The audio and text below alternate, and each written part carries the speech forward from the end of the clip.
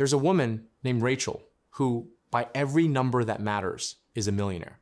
She has a 7-figure net worth, the paid-off house, the investment accounts that took decades of discipline to build.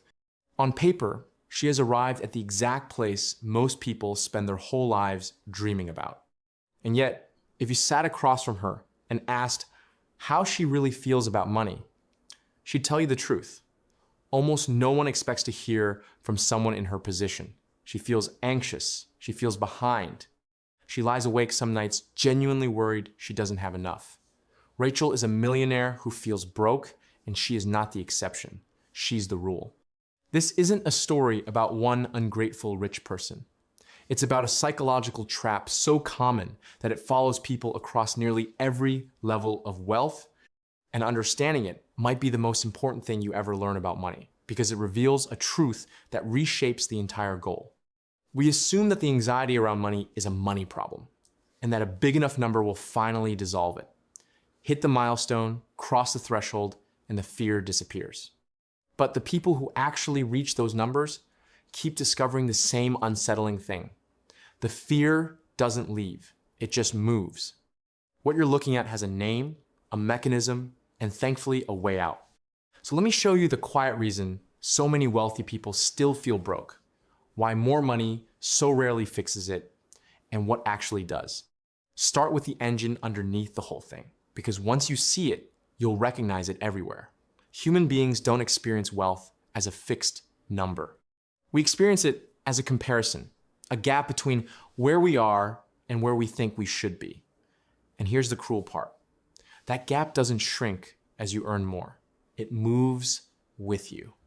The moment you reach a new level, your mind quietly resets its definition of normal to match it, and a new, higher target appears just out of reach. Psychologists call this the hedonic treadmill, and it's the reason the relief you expect from more money keeps evaporating. You get the raise, the promotion, the milestone, and within weeks, it feels ordinary, and your eyes drift to the next rung. You're running, and the finish line is running with you. This is why the numbers people swear will make them feel secure keep climbing.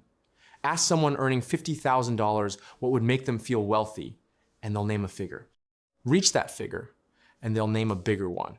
Survey after survey finds the same pattern. At almost every income level, people believe they'd feel comfortable with roughly double what they currently have. The person with 100,000 wants 200.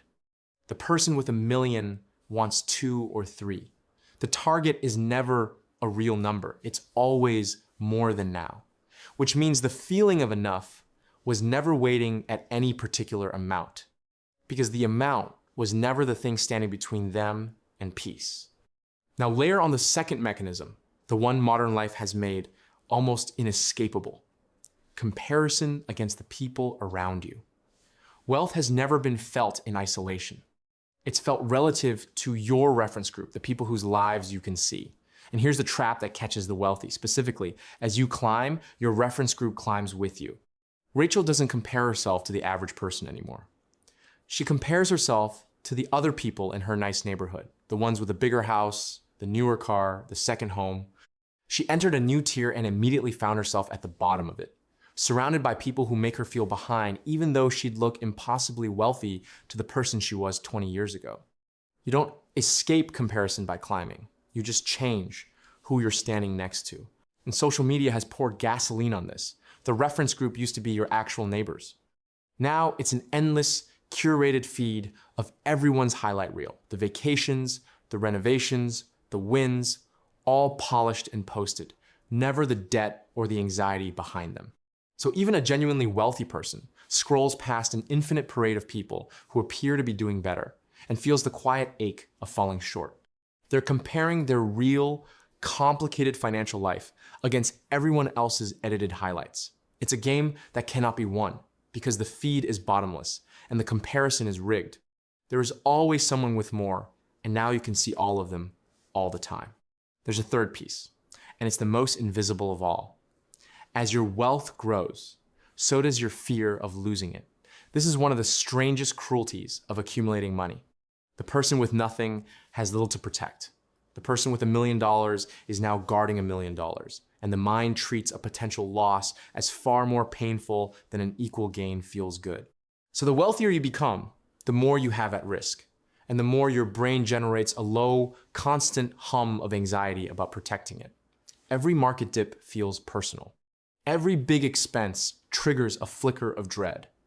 The very thing that was supposed to buy peace of mind quietly becomes a new source of worry. Rachel isn't anxious despite her $1 million.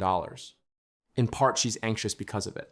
So let's be honest about what all this means, because it leads somewhere genuinely important. If the anxiety doesn't come from the number, then no number will ever cure it. This is the trap that ruins otherwise successful lives. People spend decades chasing a financial finish line that, by its very nature, keeps moving, and they sacrifice the present the entire way, always believing peace is one milestone further on. They postpone rest, relationships, and joy, telling themselves they'll finally relax at the next level. But the next level resets the treadmill, moves the reference group, and adds new fear.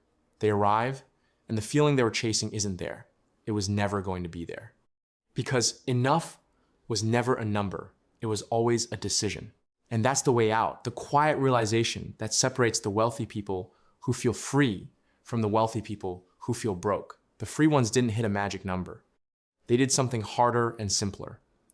They defined enough on purpose before the treadmill could define it for them. They decided consciously what a good life actually requires, and then they stopped moving the goalposts every time they got close. This is the one move that money genuinely cannot do for you. You can't buy your way to enough, because enough isn't a quantity. It's a relationship with what you already have. The person who has decided what enough looks like can feel wealthy on a modest amount. The person who hasn't will feel poor on any amount forever. So here's a way to test where you actually stand, and it has nothing to do with your net worth. Ask yourself, if you got everything you're currently chasing, the raise, the number, the milestone, do you honestly believe the anxiety would end? Or would your mind simply find a new, higher target and a new group of people ahead of you to measure against? If you suspect the fear would just relocate, then you've found the real problem. And it's strangely good news because it means peace was never something you had to earn with a bigger number. It was always available the moment you decided to stop running long enough to notice what you already have. None of this means ambition is bad or that you shouldn't build wealth. You should. Financial security is real and worth pursuing, and the systems that build it genuinely matter. The point is subtler and more freeing than money doesn't buy happiness. It's that the feeling you're actually chasing, safety, peace, the sense of enough was never stored inside the number. So build the wealth, yes, but build the mindset alongside it, or you'll arrive at every milestone you ever set and find the same restless stranger waiting there, yourself already scanning the horizon for the next thing that was supposed to be enough. Which brings us back to Rachel, lying awake with $1 million and the same fear she had at 30 with nothing. Her problem was never the size of her accounts. It was that she crossed every finish line she ever drew and kept drawing new ones, so she never once let herself feel that she'd arrived. She had more than enough. She just never gave herself permission to believe it. And that permission, not the next $100,000, was the only thing that was ever going to let her rest. The quiet reason so many millionaires still feel broke isn't in their bank accounts. It's in the gap they never close between having enough and feeling it. Close that gap and you can feel wealthy long before the number says you should. Leave it open and no fortune on earth will ever be large enough to fill it.